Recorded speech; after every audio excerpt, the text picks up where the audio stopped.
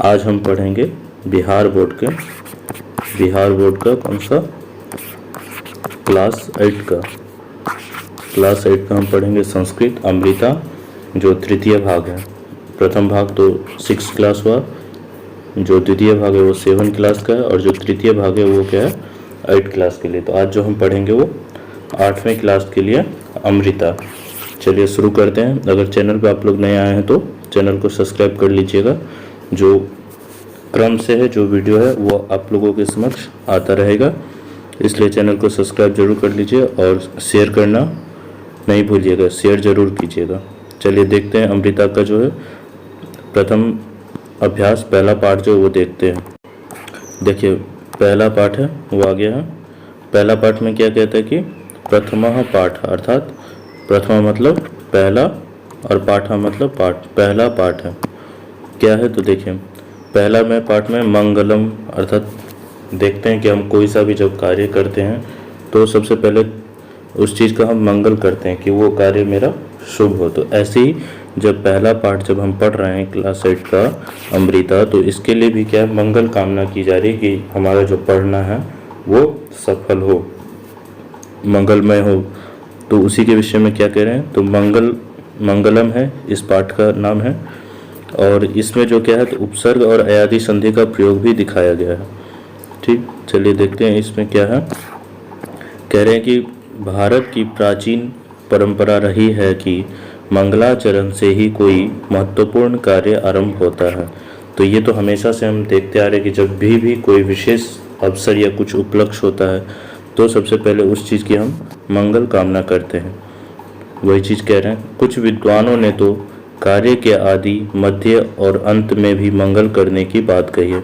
और कुछ हमारे विद्वान हुए हैं संस्कृत साहित्य में, या तो उन्होंने क्या है, एक तो शुरू में और बीच बीच में भी और अंत में भी, इन तीनों जगहों पर भी मंगलमय की कामना की है। मंगल के अंतर्गत प्रायः आराध्य देवताओं या गुरुओं की वंदना, प्रभु प्रार्थना अथवा कार्य की सफलता की शुभकामना होती है। तो मंगल जो करते हैं उसमें प्रायः हम अपने जो गुरु हैं उनकी वंदना करते हैं, या जो विशिष्ट देवता हैं उनकी कामना करते हैं। तो इन्हीं को उद्देश्य करके नमस्कार पूर्वक, आशीर्वाद पूर्वक इन सब को कामना करते हुए हम क्या करते हैं, वहाँ पे पूजा करते हैं या आराधना करते हैं। प्रस्तुत पाठ में ऋग्वेद तथा उपनिषदों के मंत्र मंगल के रूप में दिए गए हैं, जिनमें सहयोग एवं गुरु शिष्य के अभ्युदय की कामना की गई है। तो इसमें जो पाठ में जो ऋग्वेद के कुछ एक मंत्र दिया हुआ है और उपनिषद का भी एक मंत्र दिया हुआ है। इन दोनों को देखते हुए हम मंगलमय जो कामना है वो देखते हैं कि किस प्रकार मंगलमय कामना की गई है। चलिए देखें। पहला जो है वो क्या है, तो समगच्छध्वम संवदध्वम संवो मनांसी जानता देवा भागम यथा पूर्वे समजानाना उपासते। तो क्या कह रहे हैं कि समगच्छध्वम अर्थात सभी लोग साथ चलें, संवदध्वम सभी लोग क्या करें, एक साथ बोले, संवो मनांसी जानता वह मतलब तुम्हारे मनान से अर्थात मन, जानता एक साथ चिंतन करे। जो हमारा जो मन है वो एक साथ सभी का चिंतन करे, किसी का जो मन है वो अलग नहीं सोचे, सभी एक प्रकार के सोच रखें। तो वही समगच्छध्वम सभी एक साथ चले, सभी एक साथ बोले, और जो सभी का जो मन है वो क्या है, एक साथ सभी का चिंतन करे। ये नहीं कि एक आदमी का जो मन है वो कुछ और सोच रहा है और दूसरे का जो मन है वो कुछ और सोच रहा है, ऐसा नहीं, दोनों का मन एक ही बात को सोचेगा।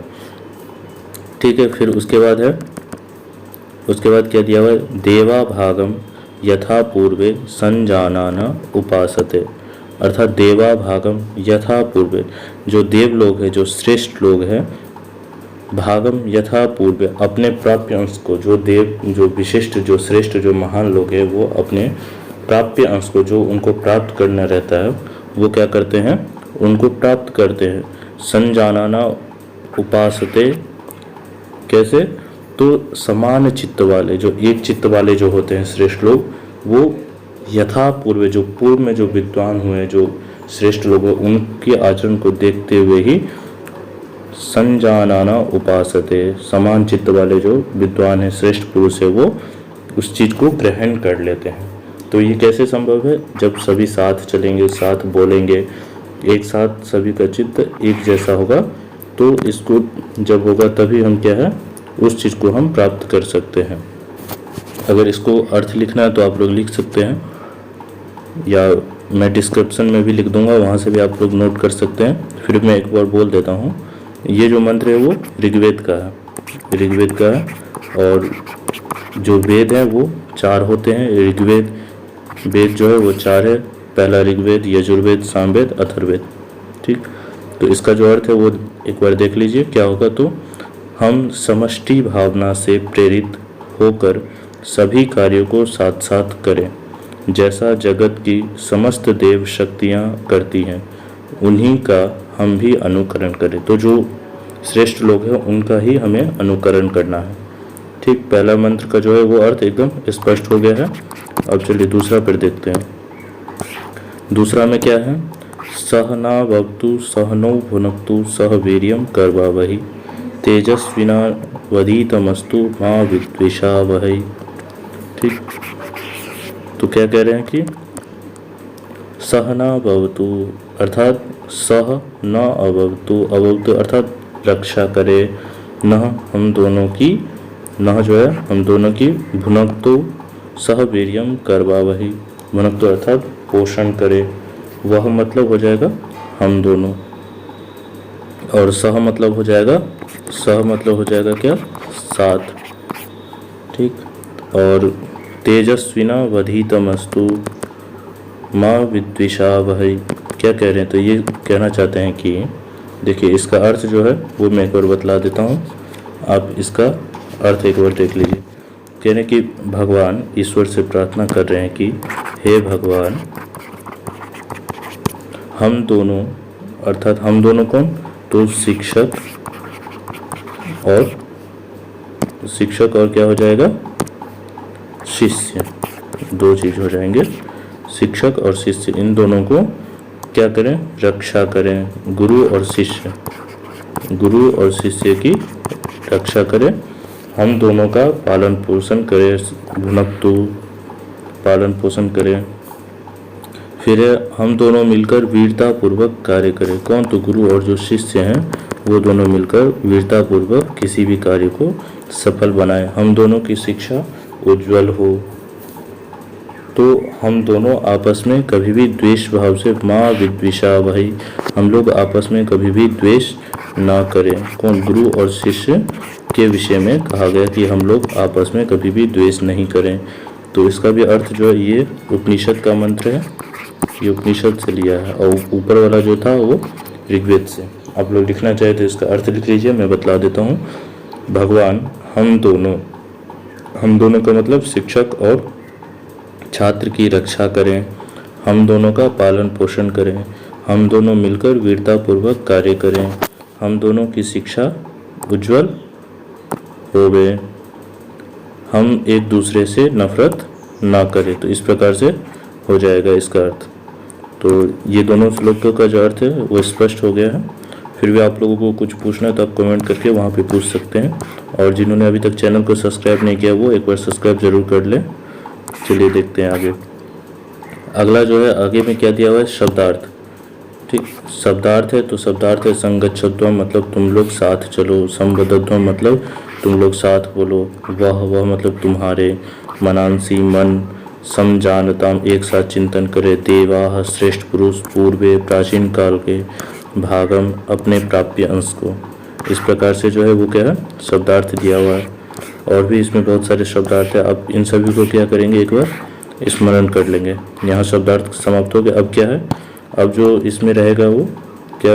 व्याकरण दिया हुआ है। तो चलिए थोड़ा व्याकरण भी देख लेते हैं।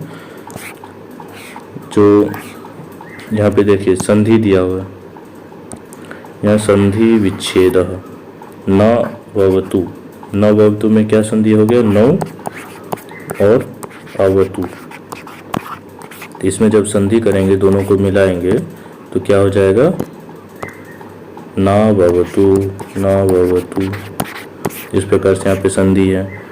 फिर दूसरा जो शब्द दिया हुआ है वो क्या दिया हुआ है, नावधीतम अस्ति। इसमें भी संधि दिया है, पहले नौ, नौ है, अधीतम और अस्तु, इन सभी को जब मिलाएंगे तीनों को तब क्या बनेगा, नावधीतम अस्तु।